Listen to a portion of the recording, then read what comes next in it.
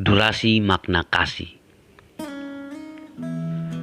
Saya terlahir dari rahim ibu seorang muslim.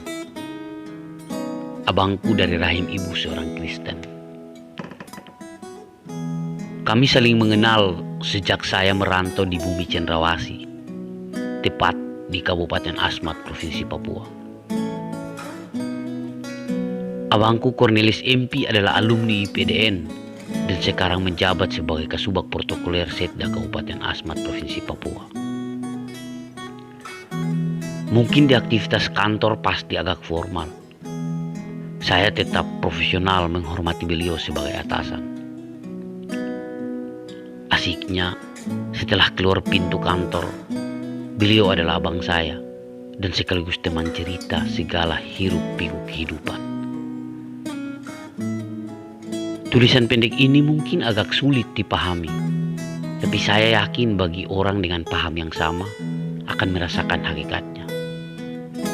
Satu kata awal, bagimu agamamu dan bagiku agamaku. Narasi di atas telah kami lalui, disirami pemahaman yang sama. Malam kemarin sangat berbeda dengan yang lalu. Kita yang biasa bertemu hanya bercanda gurau, akhirnya memasuki sebuah konsep yang jarang kami ceritakan. Mungkin pada awalnya bagi kami, hal seperti ini kami jadikan sebagai privasi ataupun masih kaku untuk membahas hal-hal sakral tersebut. Dan secara tak sadar, malam itu pun akhirnya mengalir tanpa koma. Saya curiga Tuhan mencoba mempertemukan kami untuk menguatkan pemahaman yang sama, agar lebih memperkuat tali persaudaraan. Ataukah hanya karena terbawa suasana? Tapi entahlah, setiap pertemuan pasti ada jawaban. Selaku manusia, perlu diakui bahwa dijelaskan dalam filosofi Buddha, apa yang engkau pikirkan hari ini adalah jalan yang akan kau jalani besok.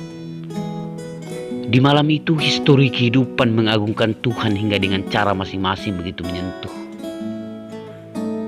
Kami pun kembali hanyut dengan segala kemampuan nalar dialami keyakinan masing-masing. Abangku terus bergelora memberi paparan konsep histori horizontal dan vertikal. Dari penjelasannya, kami pun menyatukan persepsi yang sama. Berjalan hingga larut, tak ada singgungan dan sensitif keyakinan.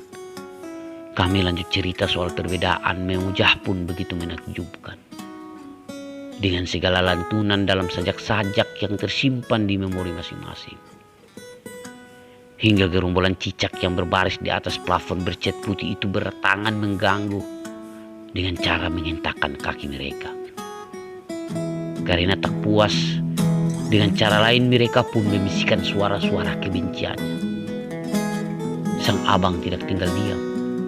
Dirinya terus mengetuk meja itu hingga mereka ketakutan. Kami tetap bersemangat melanjutkan. Bait demi bait tentang kasih perlahan terus terkupas hingga menuju lembah terdalam. Terasa merinding seluruh sanubari kami. Karena agama bukan doktrinan, bukan hanya soal meyakinkan masuk surga atau neraka, akan tetapi tentang berlomba-lomba menenangkan jiwa dan berharap ampunan. Agama pun sebagai jalan pencerah untuk menyatukan umat manusia dari perbedaan warna. Tak ada sekat, mungkin hanya perbedaan syarat, tapi satu tujuan, yaitu memuji Tuhan. Tujuan lainnya menjalankan perintahnya, menjauhi larangannya.